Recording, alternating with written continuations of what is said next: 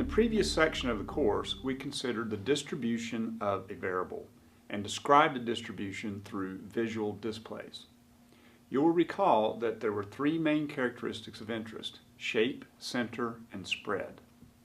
In this section, we'll still be describing these characteristics, but instead of a visual description, we'll attempt to somehow measure these characteristics. We'll also add something else to the discussion. Because we're later going to be working with samples, it's important to make a distinction between summary measures of a sample and summary measures of a population. In the most narrow definition, a population is the totality of things under consideration, and a sample is a subset of that same population. A summary measure of a population is called a parameter. A summary measure of a sample is called a statistic. By convention, we use Greek letters of the alphabet to denote population parameters and regular letters of the alphabet to denote sample statistics. I'll try to use the standard notation for these measures. You already intuitively know how we're going to be measuring these characteristics. Think about when you take an exam and then the exams are graded. The first question you have is, what grade did I make on the exam? Once informed of your performance on the test, you want to know something else about your standing in the class. So you ask, what was the average grade on the exam? What you're doing is obtaining a measure of central tendency in the distribution of grades for that class. You're using the average grade as a measure of the typical grade on the exam, and you'll then naturally compare your grade with the average. Next, you'll want to know something of how the grades vary from student to student. That is, you'll want some measure of the spread or dispersion of the distribution. Typically, a student will ask, what is the highest grade on the exam? And next, though often unasked, they really want to know what's the lowest grade. We'll take each of these characteristics in turn. The first characteristic we will attempt to measure is the center or location of the distribution. We call these measures of central tendency. One important measure is the mean or average of the distribution. The mean is defined in this manner. For a population where x subscript I is the ith value of the variable x and n is the number of observations in the population, that is, the population size. This symbol, this Greek letter sigma, is called the summation operator. The subscript and superscript mean from I equals 1 to n. So what you're doing is summing the values of x from the first observation, x subscript 1, to the last observation, x subscript n, and then dividing through by n.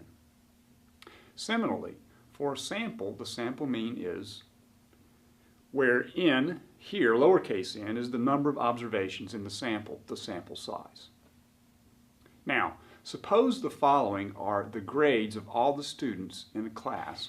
Then the sample mean would be 95 plus 30 plus 100 plus 95 plus 85 plus 75 divided by 6 is equal to 480 divided by 6 equals 80.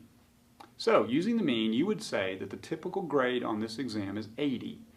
And if your grade on this exam is 95, then you might be thinking that you did considerably better than the typical student. Now, also notice that no single person actually made a grade of 80. Another measure of central tendency is the median. We'll use the Greek symbol psi for a population and uppercase M for a sample, median. The median is the midpoint of a distribution. That number such that half of the observations are smaller and the other half are larger than that value. To find the median, you have to sort all the observations in ascending order.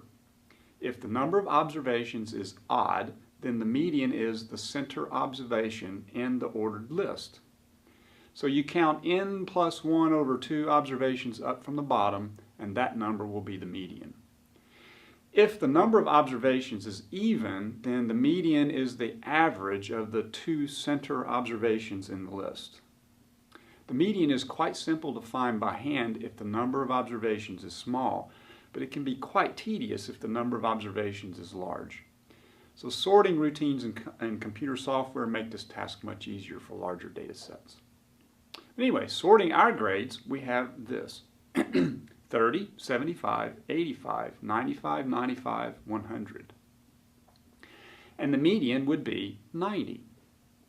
Your grade of 95 doesn't look so outstanding. Note that once again, no single student scored 90.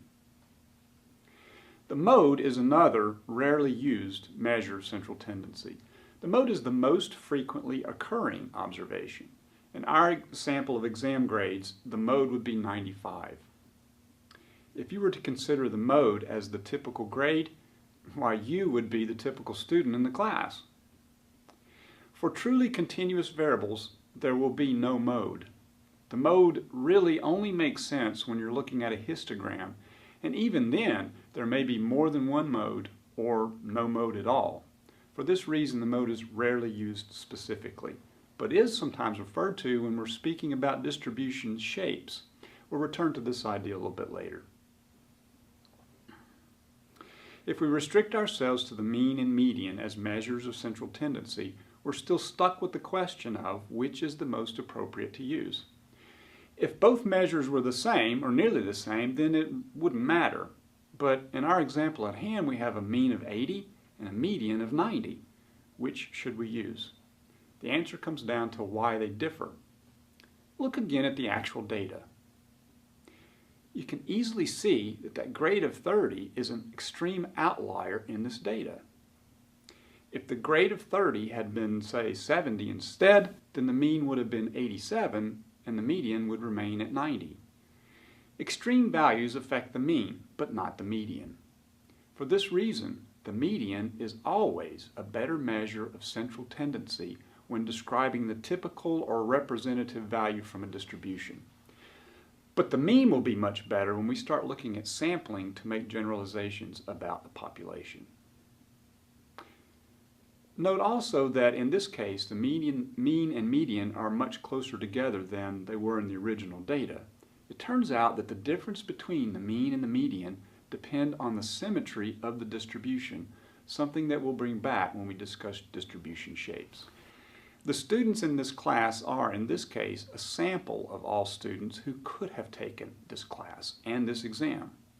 I would even go so far as to say that if you're using the grades on this exam for evaluations of students in this class only, that you're still working with a sample.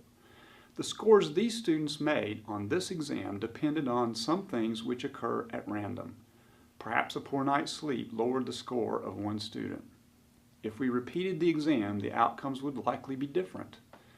So, the distributions of grades that we actually observed is really a sample of exam scores we could have observed.